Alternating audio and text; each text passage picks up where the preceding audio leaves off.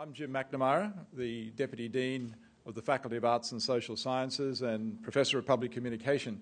I know that I and my colleagues in journalism are particularly delighted that UTS and the ABC are working in partnership in hosting this series of Spotlight events.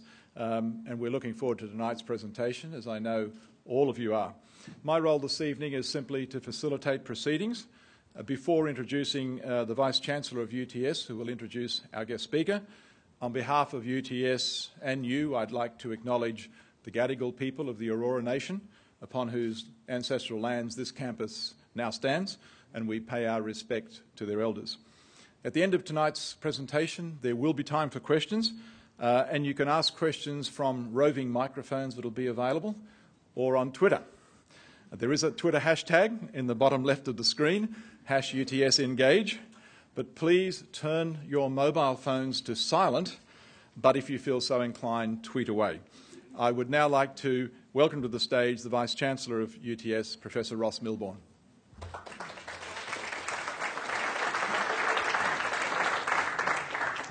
Thank you very much, Jim. It's a pleasure to be here, and it's a pleasure to welcome everyone to UTS and this wonderful occasion. So this is part of our UTS Spotlight, where we engage with the general public, our alumni and the community, and we invite key leaders of the day to share their thoughts with us on important topics. It's my pleasure and also to welcome people who are here from the ABC. So this evening's event is run in conjunction with our friends at the ABC, and I particularly would like to thank Mark Scott, Peter Longman and Amanda Prince for their support in working together on this and other projects.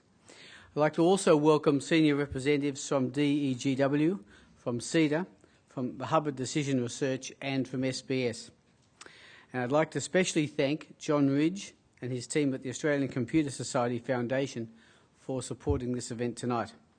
The ACS Foundation works closely with UTS, and we are close partners in the sponsorship of IT, higher education and research projects. Tonight's UTS Spotlight with the ABC is part of a series of events that we have run this year, allowing our students, staff and alumni access to some of the best minds in industry. As a university we regard ourselves as good to do business with, we are building deep relationships with industry leaders such as the ABC, using our relevant research and our teaching to improve the lives of people around the world. I'm very pleased to welcome Mark as our latest speaker. He follows global leaders from IBM and Amazon in the spotlight. Mark is also a very valued member of my industry advisory board here at UTS. And I'm also pleased to welcome here Glenn Boreham tonight, who's the chair of that board. And Mark contributes a great deal to that board, a great deal to UTS, and to me personally as a friend and advisor. So a little bit about Mark. He took up his appointment as Managing Director of the ABC in July 2006. And under his leadership, the ABC has dramatically expanded its services and reach, and now operates on an annual budget of over $1 billion. The ABC now provides quality news, information, entertainment and other content across expanding array of platforms, and 4 television channels, a new digital radio channel to complement 4 national and 60 local services, an elaborate online operation and customised materials for mobile and other new media devices. Mark was named as the Media Person of the Year in 2008 and made the Financial Review Respected Power List in 2009. So as Jim has said, following Mark's presentation, he'll be joined on stage by Jim, who will facilitate a question and answer session, and Mark will be very happy to take questions from the floor. So can I ask you now, please, to welcome Mark Scott to the podium. Mark.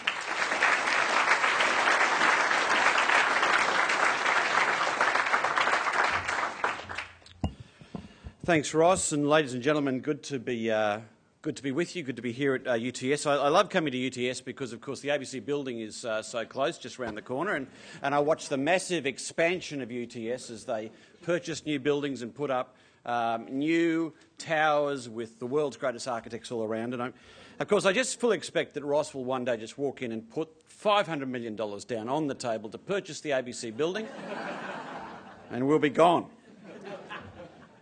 Good to be here. Good to be talking about the changing media environment. I'm glad Glenn Boram's here. Glenn, as well as running the Industry Advisory Board and a very distinguished career with IBM, is running the government's Convergence Review. So I'd encourage you to ask me questions about the Convergence Review in the question time. I'll then ask Glenn those questions from you, and perhaps we'll get some answers on that really important role that review is undertaking on the future of the Australian media landscape, telecommunications landscape, the regulatory environment, really a remarkable period of change. And what I want to talk a little bit about tonight is the era of transformation that we are experiencing and going through, where the ABC's come from and how we position the ABC now for the new media landscape, and I suppose some of the things I'm learning about leading a media organisation through this kind of transformation. I was reflecting on some experiences I had growing up and key moments of technology and when I first saw them and experienced them. I remember seeing my first ATM and thinking, this is a remarkably revolutionary piece of technology that allowed money to come out of a wall. And I remember exactly where I was when I saw the first ATM that I ever saw. Of course, I didn't understand and appreciate that you would ever move to a world where there was finance without currency, and just how familiar we would all become with things like shopping online and banking online, and the transformation that was to come on the back of technology that this embodied. You might be like me and remember the first mobile phone that you saw. Subtle, delicate and understated piece of design technology pre-Steve Jobs. First one I saw actually came with a suitcase, not just a phone but a suitcase that you'd carry it around and work with it. You might remember the first time you saw the internet. I remember the first time I surfed the internet. It was in 1994. I was living in America, and the first thing I realised I could bring up was a satellite map of Australia. And there, in a grainy black and white image with a bit of cloud coming in from Western Australia and over North Queensland, I got homesick looking at the first web page I could see. ABC, early pioneering web page. This is a lovely piece of design technology. The first ABC online page. We've come a little way from there. A very sparse, elegant look that.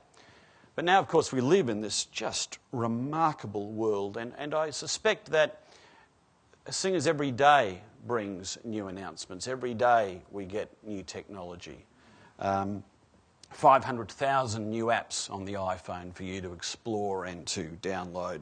That we probably become a little bit blasé about every day, every way, new experiences with technology that is changing our lives as consumers, changing our engagement with the media, changing what it means for media organisations. I like this from Chris Anderson, who's a long-time editor of Wired magazine. He said, the internet is the real revolution, as important as electricity. And what we do with it is still evolving. And as it moved from your desktop to your pocket, the nature of the net changed. And I think, one of the remarkable things we are seeing now is that sense of portable, ongoing engagement, that constant sense of connection and being online that mobile technology has brought as the obvious extension of the online world. And what is this world that we are living in and we are working in and we are experiencing and as media organisations we're operating in? It's an information-saturated world. 175 million blogs. 1.1 million posts each day on those blogs, 27,000 new blogs a day. I think it's interesting to think through the completeness of the media experience that is now on offer to us. It's remarkable. And again, I think back to my own experience and touchstones in my own life and my media experience then to the way I experience it now. And I think some of these things our children will not believe. I lived in America and lived and worked in Washington, D.C. Till 1994 when I moved back to Australia. And when I was living in Washington, I would have 3 newspapers delivered to my door each morning, and they were delivered by 3 separate carriers, which was an industry ready for rationalisation without doubt. But 3 separate carriers would deliver the New York Times, the Washington Post and the Wall Street Journal to my door each morning. And I loved being in Washington. You felt you were in the centre of everything. Life was swirling around you. The White House was really just 5 miles down the street. And you felt like a lot happened in Washington, and I worried about moving back to Australia at how far removed you would be at the other end of the world. And it's interesting to reflect that if you wanted to read the New York Times in Sydney in 1994 when I moved back, there were two ways you could read material from the New York Times fundamentally. One is you could wait 10 days and go to a handful of newsagents and buy a Sunday edition of the New York Times for the best part of $20. Or the other way you could read the New York Times would be if the editor of the Sydney Morning Herald decided you could read it. Because it was only the editor of the Sydney Morning Herald who had the rights to decide what parts of the New York Times would be available in Sydney, because Fairfax had purchased those rights to be the distributor of the New York Times here. Of course, now you read the New York Times at the same time as a New Yorker reads the New York Times. You read stories in the print edition of the New York Times before that print edition is delivered in New York City. And if you don't want to read the New York Times, any one of tens of thousands of newspapers are available for you to read at your home, at your desk, on the bus, on the way home, through your mobile phone. And it's not just newspapers and text material, of course, it's video, it's music, it's the world's content globally available for you at any time. In fact, you know, we are moving into this era where the information available will be so complete. We are surely moving to a point where we will see, probably in our lifetime, every book ever published available for us to read and access at a moment's notice, a few keystrokes away, online. Complete information, completely available. And one of the things that we've heard a lot of debate about and discussion about is what does it mean for people, particularly young people, engaging in this world of permanency. The fact that not only... I heard it described well the other day, it's as the tattoo rule. You know, tell your teenage friends and children, it's not that everything that goes up on Facebook stays forever. It's like a tattoo. It's permanent. It will never go away. It stays with you wherever you are.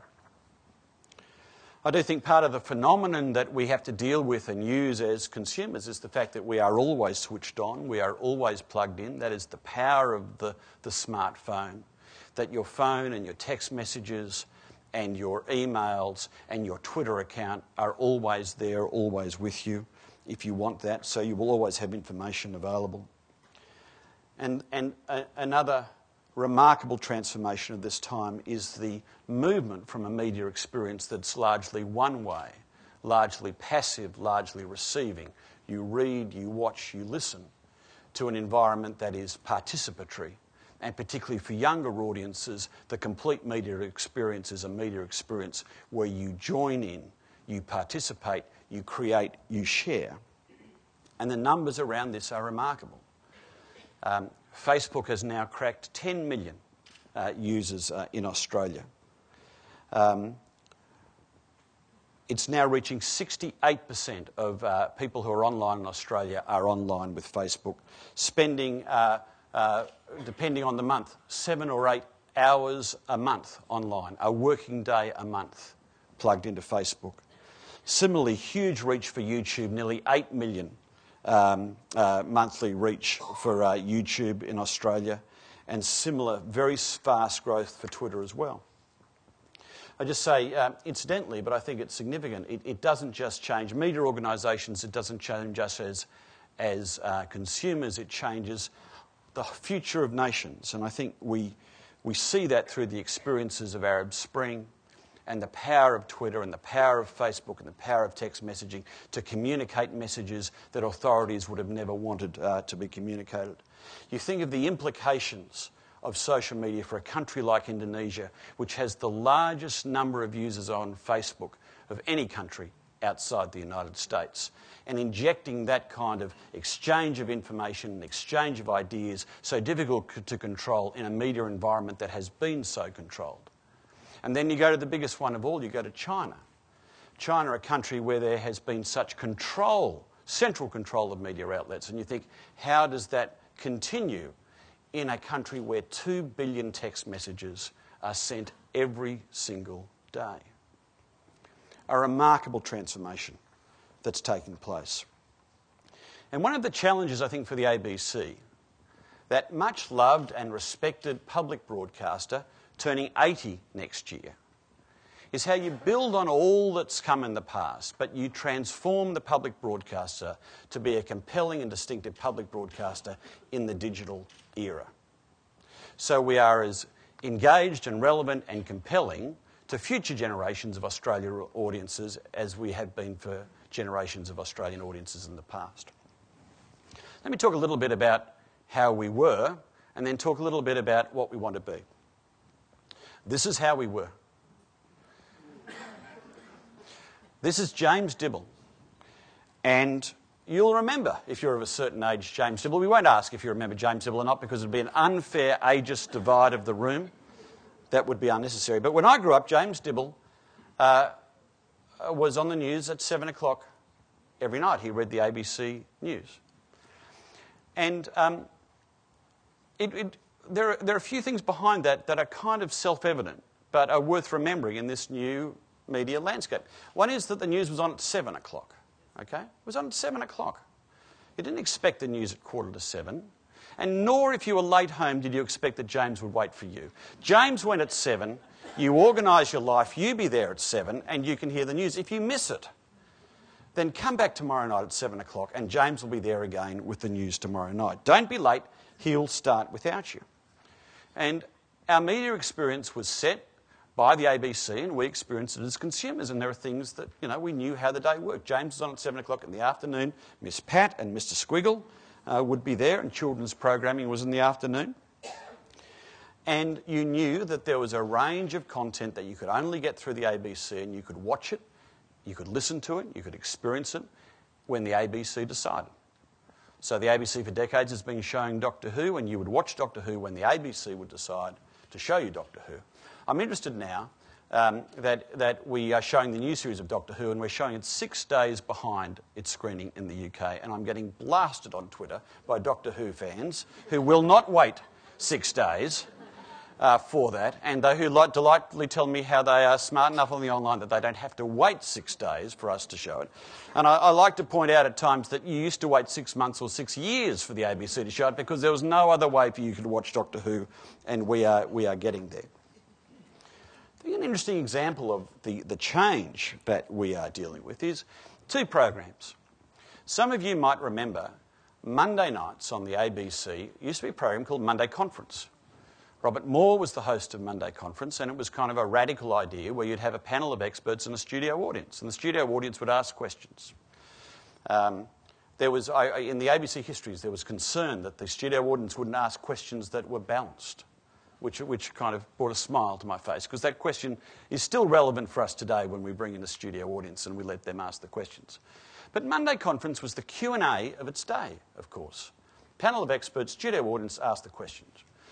But if you wanted to watch it, you had to be at home on Monday night at the time it was on, because that's when it was shown. And if you wanted to ask a question, you had to be in the audience at Gore Hill, in the studio audience, to ask the question. Now we have Q&A. And who can ask the questions on Q&A? Well, the studio audience can still ask the questions, but anyone can ask the questions. You can email a question in, you can tweet a question in, you can text a question in from anywhere in Australia or anywhere where you can watch the program. So the audience and the opportunity for the audience to engage is so much greater than ever before. And of course, the audience can send in tweets now, some of which are put on the bottom of the screen. But when the Prime Minister was on Q&A earlier, 35,000 tweets were sent during the hour, as that audience leans forward and engages and is part of the experience. But what's also interesting to me is how the audience can watch Q&A now, because they can watch it as they used to watch Monday Conference at the time it's screened on the main channel of the ABC. But if you're in Perth or you're in Adelaide, you don't have to wait for that. You can watch it live, because no matter where you are, we broadcast it live on News 24. If you're in your car, you can listen to it on News Radio. If you're at a computer, you can watch it streamed online. Or if you're on a bus, you can watch it streamed to your iPhone, or you can have it streamed to your iPad. If you're in the Pacific, you can listen to it on Radio Australia. If you're in 46 countries in the region, you can watch it live on Australian Network. And if all that misses you, you can catch up on iView and see it there. And so the experience is far more tailored for an interactive, engaged encounter with your audience and a capacity to take this content and deliver it to our audience at a time they want, on a device they want, in a format that they want. And it embodies the changes that's going on. News 24 is in a sense another great example of this. In the year since we launched News 24, News 24 has covered the closest election campaign in Australia's history, the hung parliament, floods, cyclones, earthquakes, tsunamis.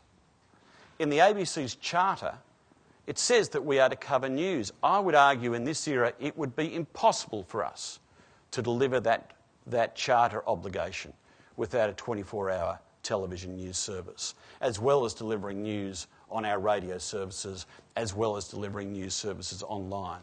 It's a ridiculous proposition to think that the audience will wait in this era of instantly available news till 7 o'clock, and that the only time we'd roll out a news service is for Juanita Phillips to be there at 7 o'clock, and if you missed Juanita, come back tomorrow night.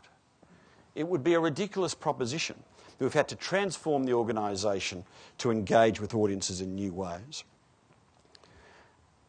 And once our audience get into the habit, that habit grows. iView is a really strong example of this. Developed by the ABC, it's Australia's leading catch-up service. Now nearly 2.5 million visitors a month. We did some market research a little while ago that surprised us that said still only 30% of Australians know what this is. But as we move to an era where broadband caps are larger, the cost of broadband is cheaper, more and more audiences are choosing to watch the programs they want at a time they want, and more devices are being created with smart televisions to allow you to watch iView on your big screen TV. And all our research suggests that we are moving to an era, particularly with younger audiences, where the television schedule largely becomes irrelevant.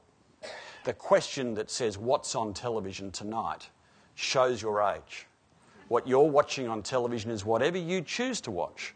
And one of the challenges for television programmers and television networks is what kind of programming can you create that the audience must watch tonight. And as I think it through, I think there are three categories that become very important. One is news, because the news won't wait. One is sport that is live. Not sport that's not live, no longer of interest, sport that is live. And the third one is whatever event on television you can create as much excitement and enthusiasm about, that people will feel like they're missing out on the conversation if they're not watching it, either live or within an hour or two of it going to air. And that, in a sense, is what MasterChef is all about. It's creating a pseudo-event that people feel they must watch and tune into to be part of the conversation at that time. One of the things that we feel that we really need to be doing is to be where our audience is and not simply feel that we can drag our audiences to us. Four Corners has an outstanding website, tremendous website where they do so much rich information. I might talk a little bit about that in a minute. But to me, it was a very symbolic moment when Four Corners decided our veteran current affairs program, in a sense our most prestigious program based around investigative journalism, when Four Corners realised they needed a Facebook page. And they needed a Facebook page because some of the audience who'd be very interested in the stories that Four Corners are covering are not going to leave that world of Facebook. And so if you're going to reach them and you're going to engage them, you need to be actually building your Facebook presence with Four Corners. And Facebook in the last week or two announced a significant new upgrade. And part of that new upgrade is providing new opportunities for news feeds as part of your Facebook experience. And The Guardian in the UK and the Washington Post are the first two major news organisations who are basically creating their entire websites again as a service to be delivered where the audience is within Facebook in this case. One of the things this new media landscape means for us is that we can no longer be arrogant enough to think that as broadcasters, as journalists, we know all the stories, we have all the answers, we are the oracles, and it's our audience role to listen. As I've said, this is a very two-way dynamic now. And we have a number of interesting projects and ideas that are underway. One is ABC Open, where we've been funded by the government to put 50 digital content makers out in regional and rural Australia to find and tell distinctive stories that we can put up online and distribute to our audiences. But more importantly, to work with the community, to help the community tell their own stories in their own ways. In the last year, we've run over 1,000 workshops in communities in regional and rural Australia to provide those communities with the skills and opportunities so they can tell their own stories in their own way. We have over 5,000 videos and stories that have been created by these different communities that are up on our ABC Open website. We are now broadcasting every night of the week one of these ABC Open stories on News 24. And the stories have been shown in over 100 different exhibitions that have been open and operated in different parts of the country in the last year. And one of the things we are learning is Australians are great storytellers, and the stories Australians tell about themselves are different and often richer and more insightful than the stories that we would ever possibly told about them. And so what we are doing as a broadcaster is we are hosting people telling the stories. We are hosting Australians telling their stories rather than simply telling them all ourselves. Another wonderful example is Triple J Unearthed. Triple J Unearthed it started as a competition in the mid-1990s. If you're an unsigned musician, send in your music, the best would get played on Triple J. We launched a website in 2006, an iPhone app in 2010, which 630,000 people have downloaded. And in this last week, we launched a Triple J Unearthed digital radio station that only plays new, unsigned, independent Australian musicians. And if you look through the list of nominees for the ARIA Awards that were released today, numbers of those artists nominated multiple times first became discovered through Triple J Unearthed. And if you go to that website today, you'll find 32,000 artists with 70,000 tracks delivering 1.1 million streams a month of our audience, their creativity, their talent, using Triple J to reach a bigger, more vibrant, more compelling audience than ever before. In this era of media plenty, I think one of the challenges for the ABC is to think through, well, what do we need to focus on? What do we need to deliver? In the era of media plenty, where is the space for the ABC? And I just want to briefly talk about a few things we're talking about. One area, I think, is investing in distinctive content. Content that passes a test that really the ABC best delivers that, or the ABC could only deliver that content. In this era of competition, where there's such a battle for audiences, there's such a battle for advertisers, I suspect it will be harder and harder for commercial media organisations to invest the kind of money that is necessary for high-quality Australian drama like The Slap. The budget of The Slap, I think, would have been something like $1 million an hour to produce. And if you are a commercial television station, and particularly a commercial television station in a more deregulated media environment, it is very, very hard for you to come up with a business case to spend $1 million an hour on a television production. It's just not a way of making money for your shareholders. But it's the kind of program the ABC loves to do. It's received outstanding reviews. It's had very strong audiences. It's a great talking point story, and it helps us think and reflect about modern Australia in a way that few other art forms can. One of the interesting things you can see in the current media landscape is that as there are more free-to-air multi-channels, the percentage of Australian content on free-to-air television is falling. with all the new multi-channels that are now available, only ABC3 and ABC News 24 have significant levels of Australian content. The commercial networks are filling their multi-channels with cheap international content because that's what it makes sense for them to do economically. And as there's more and more pressure to deliver for shareholders, I think there's a question that will the ABC be in a very important position to tell the Australian story in the Australian way. Talked a bit about Four Corners earlier, but I believe investment in serious news and current affairs, again, will be something that people will want the ABC to do. If the ABC wasn't delivering Four Corners, if the ABC wasn't investing in serious long-form current affairs, I can assure you that no commercial network would be. Because there's no business model that supports the kind of investment that's needed around serious investigative journalism. If you want the audiences that Four Corners delivers for you, there are far cheaper ways of doing that than investing in serious news and current affairs. One of the great things about the ABC and being a public broadcaster is that ratings matter, but they're not the only thing that matters. The lowest rating Four Corners episode this year was Sarah Ferguson's story about live cattle exports to Indonesia. However, the Four Corners episode that had the greatest impact and generated the most discussion and had the most profound policy response, a diplomatic response, was Sarah Ferguson's investigation into live cattle exports earlier this year.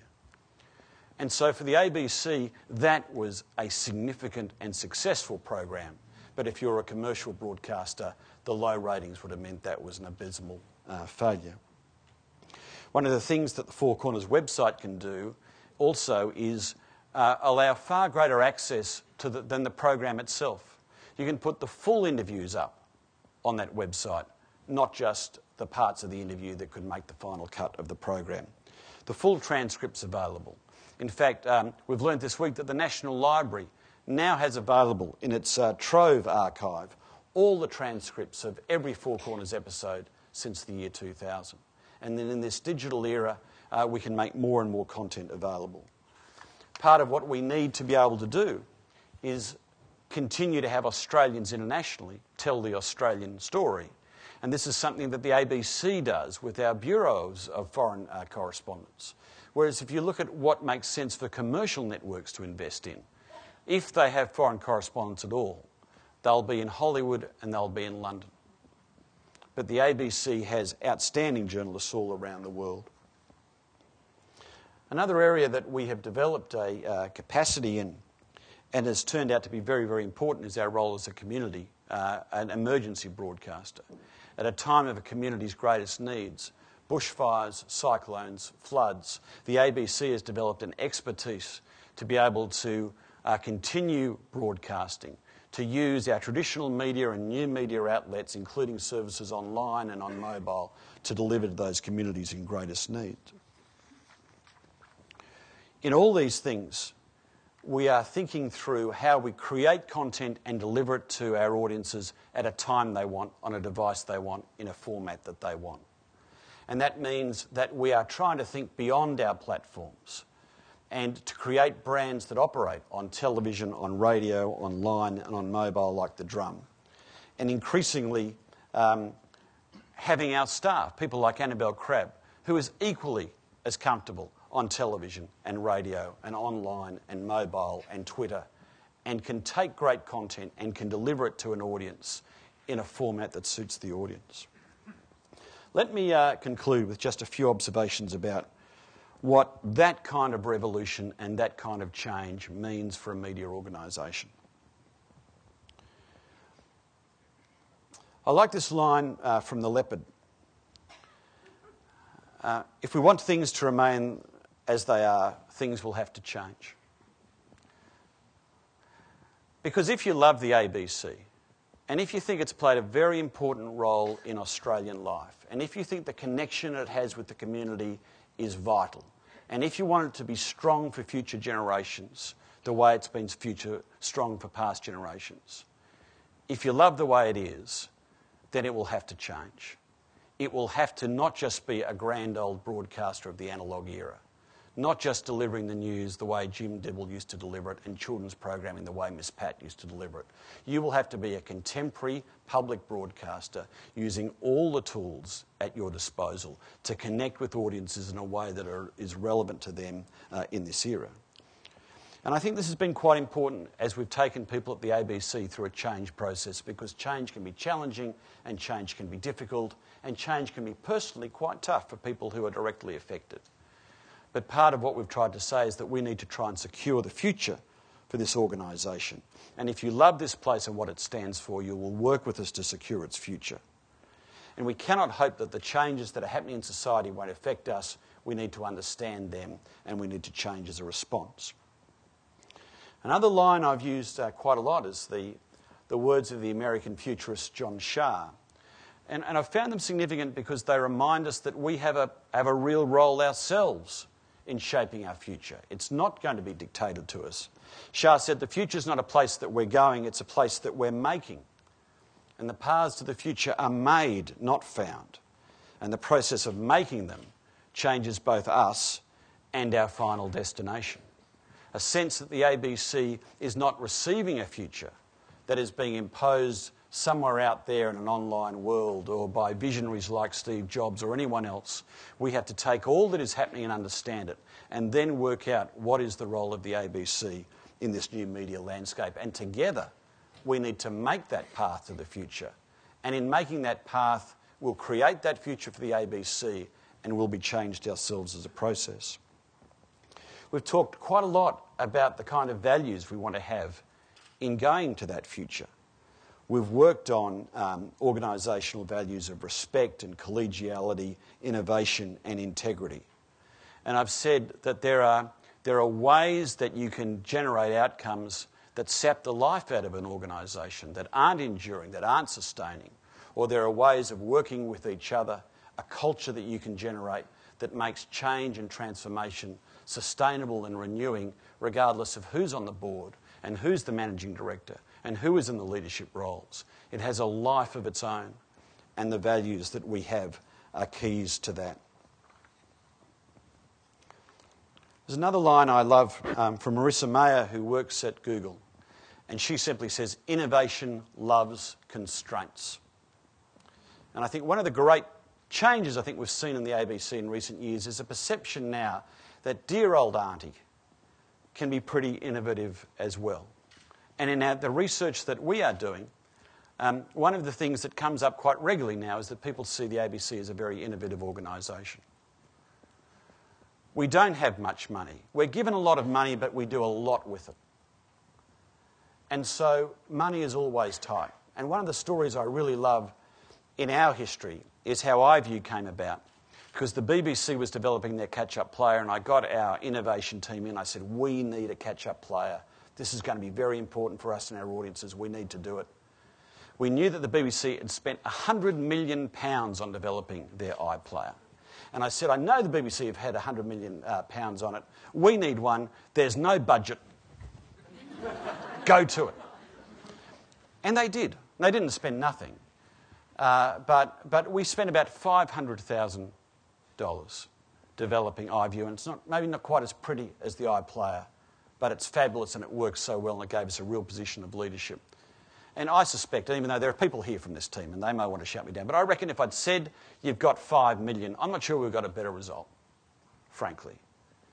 That innovation loves constraints, and that's one of the lessons I got out of all those tributes to Steve Jobs in the last week. That it was Steve Jobs saying it's got to be smaller. It's got to be easier to use. That phone has to have one button. That's what made it genius. It was the constraints that drove the creativity that delivered the outstanding outcome. Whereas if he'd said, look, make it as small as you can, let's have as few buttons as we can, you wouldn't have got the iPhone. It was the constraints and the discipline that drove the creativity that got the great results. And I think we've seen that at the ABC over and over again. Finally, I'd encourage you, if you're leading in this space, you've got to understand it, and to understand it, you've got to do it. I'd heard about Twitter, and I signed up to Twitter. I followed one American journalist, and I just could not see what this was all about. And I parked it for 2 years. And then we had the bushfires in Victoria. And I could see how the ABC used that to connect with audiences and communicate in a very powerful way. And I went to the guy who drove that work for us in Victoria, and I said, explain Twitter to me. And he talked with me about how he did it and how he operated it, and I got online and started playing around with Twitter. And the only way I understood Twitter was by giving it a go. And by giving it a go, I understood what a powerful device it is for disseminating news, what a remarkable way it is for creating and building communities of interest, what an extraordinary way it is for having the people you follow curate the web for you, and what a strong way it is to promote and to market and engage with people around ideas. The floor is now open, and not surprisingly, Jenna Price has the first question. Jenna. Hello, Jenna. How are you? I'm well, thank you, Mark. Good. And you? Very well. So about, is it 10 or 15 years ago that you left the Herald now? How long ago is it now? 10? Well, I left Fairfax a bit over 5 years ago. 5 years ago, Yeah. okay. Just seems like 15. So do you ever feel really relieved that you left print media? Any other questions? Oh, look, now the only thing I'd say, I love newspapers, and I've got lots of friends still at Fairfax. I think the thing that just has to be admitted is that it's a really tough time for newspapers. That for a long period of time they had enormous revenues that came through from advertising because advertisers had nowhere else to go. Readers had nowhere else to go. Well, now readers have a lot of choice, advertisers have a lot of choice. That business model is collapsing, and everyone is seeking the answer and hoping that the answer is there. So I'm kind of glad that we have different problems. I mean, we have revenue that's not guaranteed, but revenue that is more stable than the business model for newspapers, and no one's really cracked the answer. But I suppose I continue to think and am engaged by it, but I'm glad that that burden is not on my shoulders at this time. Well, yeah. Or if you want to pick them up, they're a lot cheaper than when I left. We don't have any questions on Twitter yet, but there is another comment for you there that says, are you the new news intern at the ABC? Oh, yes. There is a news intern at the ABC who does make interesting tweets about from inside the organisation about what is happening there. Nobody knows who the ABC news intern here. There are rumours that it's me. I can assure you that it's not. Kim. Mark, Kim McKay, I'm just wondering, you're constantly at the receiving end of criticism from people like Kim Williams at Foxtel that the ABC is treading on their commercial turf. It seems like it's an ongoing assault. How do you sort of fend that off, and what's your strategy to deal with that in the future? Sure, that's a fair question. I was once on a panel with Kim, and he said he loves the ABC, he just thinks we should be out of television. That was, and of course, major shareholder in Foxtel is News Corporation, and we have quotes from Keith Murdoch, Rupert Murdoch's father, from the mid-1930s that basically says the ABC is too big and should be kind of off to one side. So at least there's consistency through the years. I think I'd simply say that in Australia, I think we have developed a very successful mixed model of broadcasting. It's not that dissimilar to the school system where there are public and private schools, or the health system where there are public and private hospitals. We've had public broadcasting and private broadcasting working side by side for a long period of time. I think what Kim would like to do is really define the television world. He would argue that Foxtel offers everything, so therefore we need to offer nothing. That's the crude kind of depiction. He says it more elegantly than that. I think Foxtel is not available in 3 and 4 Australian homes. In the suite, the vast majority of Australian homes, the ABC is providing highly distinctive content. The only children's channel, the only news channel, the only programming is really, with the exception of what SBS offers around religion and science and charter. And our charter says we are to have programs of wide appeal and specialist interest. I'm very confident that we are delivering on our charter. The other thing I would say is that whilst commercial media is under pressure, the response you sometimes get is, well, the ABC or public broadcasters should retreat. I think, as I said in my remarks, I think there's no guarantee if the ABC wasn't there that commercial broadcasting would deliver four corners.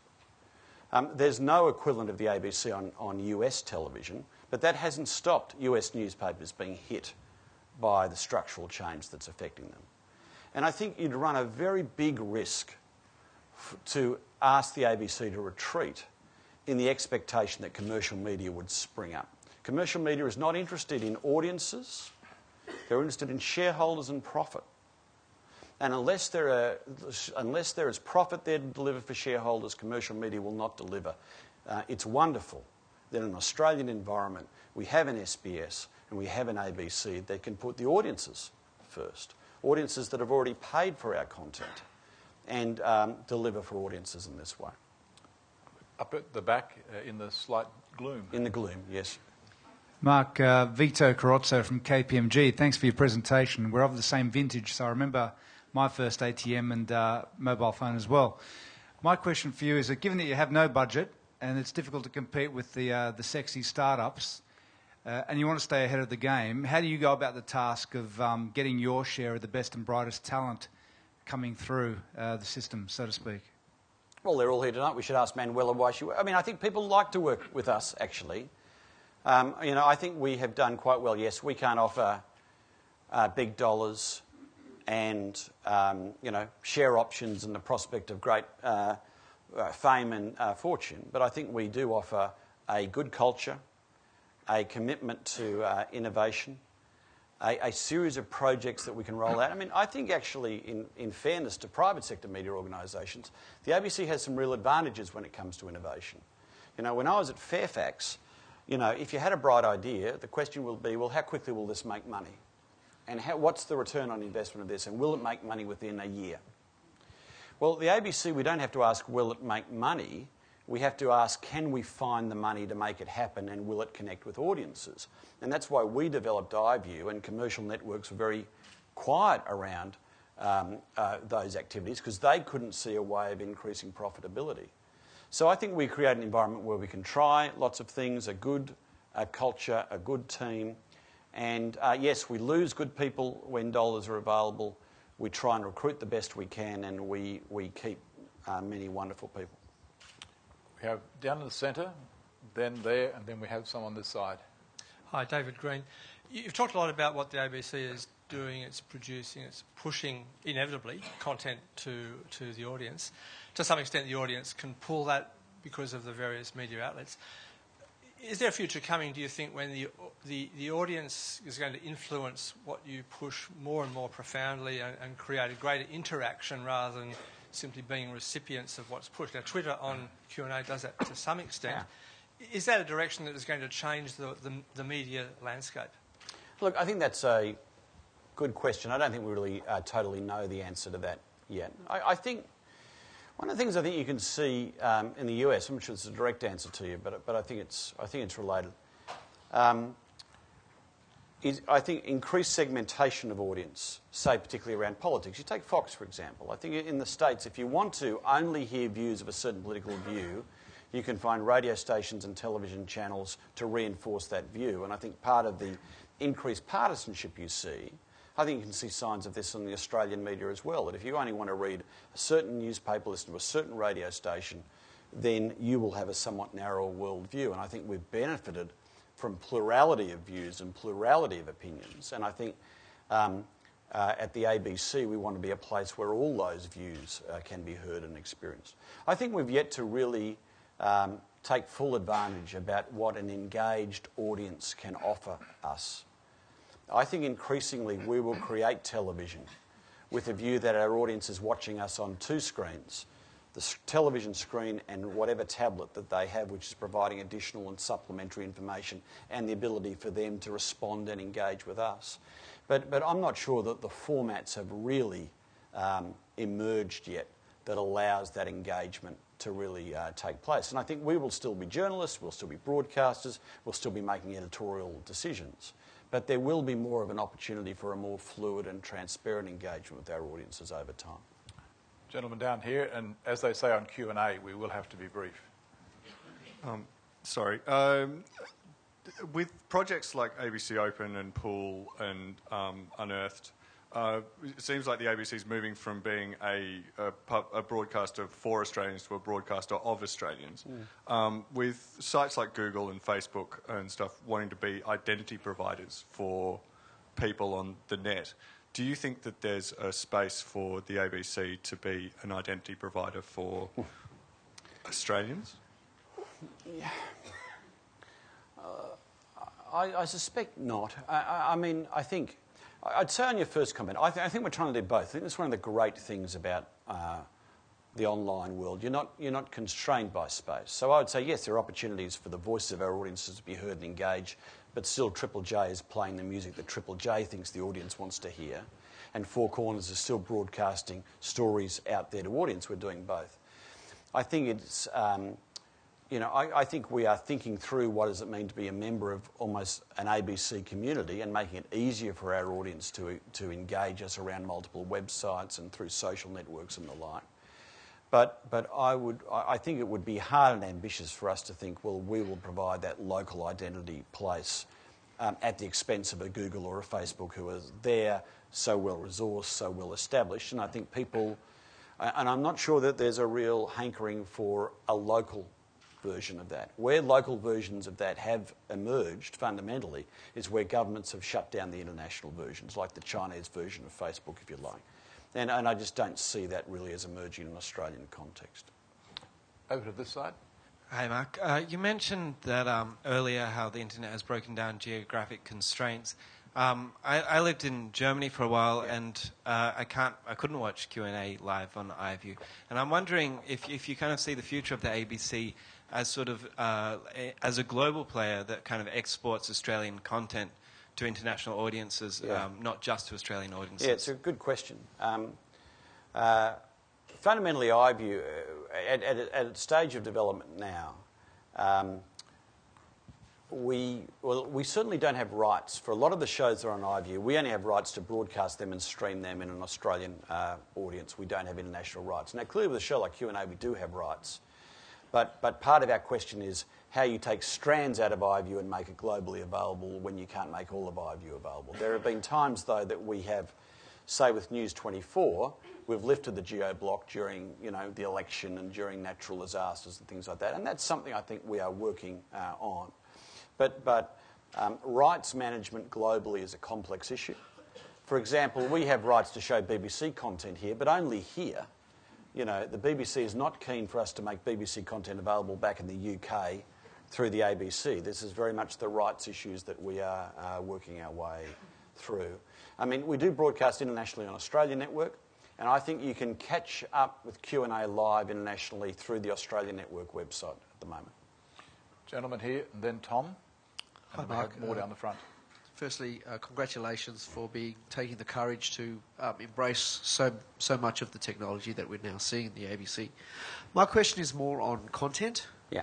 And you mentioned before that there was lots of pressures on commercial broadcasters to take canned stuff from international to sort of bulk up their content, and content's going to be kind of king the way these things are done.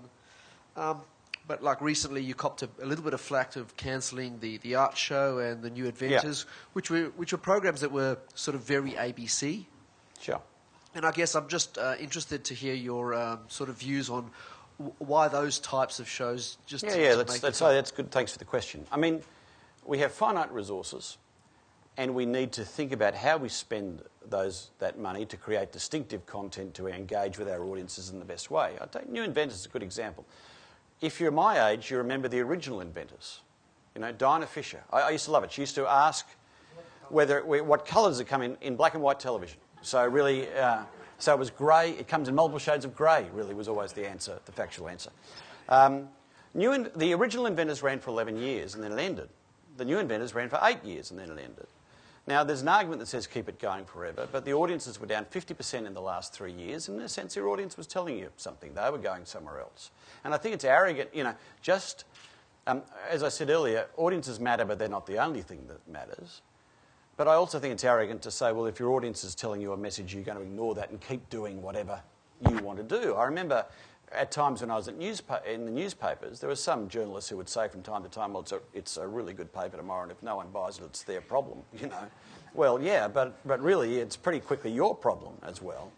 And so we've got finite resources, so we need to think about how do we spend it on programming that is distinctive, that belongs at the ABC, that is a good fit for us, but is still engaging our audiences. And we found on Art Nation that we were spending the best part of $2 million a year for a half-hour program on a Sunday afternoon that in its last outings was being viewed by about 60,000 people.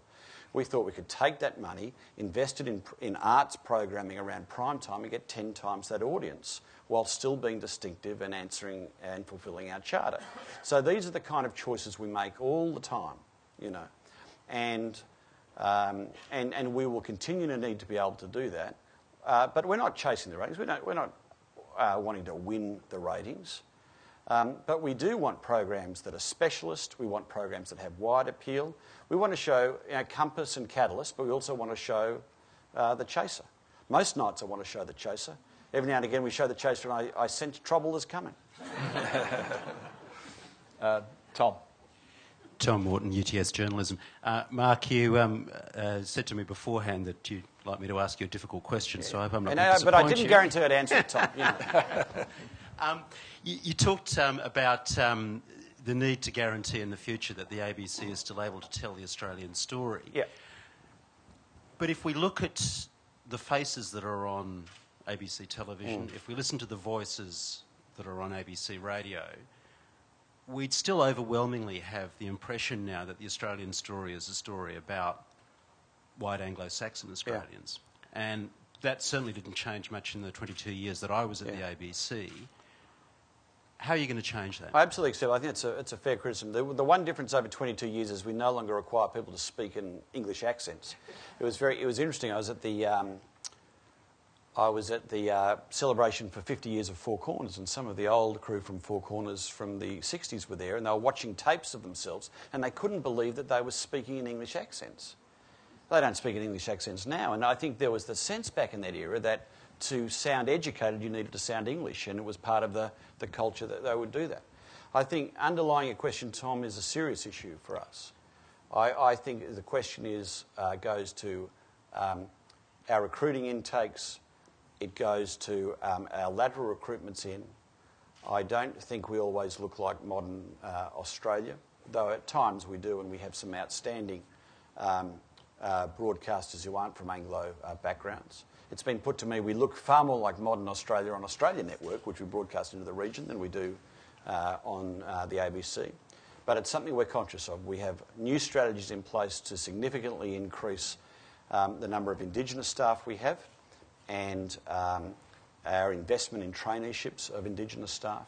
But we haven't done well. We are conscious of it, and we're working to improve it over time. I think we can only take two more. We have one down the front. Do you still have a question?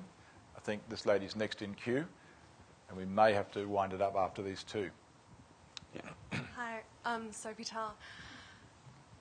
You've touched on this already. I think it's wonderful that the ABC is able to serve the Australian community in ways that it's not really worth it for the commercial networks. But I have to wonder, what's the rationale behind poaching high-profile and quite expensive figures like, say, Annabelle Crabb, who already has a platform and who is already out there for the Australian public, rather than, say, investing in up-and-coming journalists, such as for example. Resume available at the door. Look, I think there's clearly room for both, I think. To be frank, every major media outlet was talking with Annabelle Crabb. And believe me, it wasn't a bidding war that the ABC won, frankly. It was a proposition about the kind of journalism that we would allow her to create that was genuinely cross-platform, and with a number of new projects that we are working on. And so I think it's a bit of both. One of the things I was keen to do was I think we have an outstanding suite of online services, the largest suite of online services in the country, and I wanted to make people aware of the online services that they were paying for. And one of the ways of doing that was to create sites like The Drum and to be able to bring talent like Annabelle to bear. I think Annabelle has helped bring our audience into Twitter in a way that few other journalists in the country have. And so I don't view it as a poaching exercise. I view it as investing some of the money we've been given to deliver a better service to the Australian public and to make people more aware of what it is that we are offering. But at the same time, I think we're recruiting more young journalists than any other media outlet. Something like News 24 has created great new opportunities for young journalists, and we've recruited a lot, and they're helping to change our organisation. And fundamentally, when it comes to bidding wars and talent, poaching, if you look at the pattern over the years, it's not the ABC raiding the commercial empires. Most of the traffic seems to be going the other way. What you often see is they go for a little while, and then they often like to come back. That's the way it is. Hi, Shruti from Ericsson Television. I just wanted to find out your professional background, the history of your professional background, and also what qualities do you think made you to get where you are right now? And also, have you achieved all your goals, or do you have want to go any further in your professional career? We should have cut off that question. We should have cut that one off. We went one too many. I dropped out of law, you know. No regrets there. No disrespect. I encourage all your students to stick with it. Far better offering than the place I was going up the road. I taught for a period of time. I worked in politics for a bit.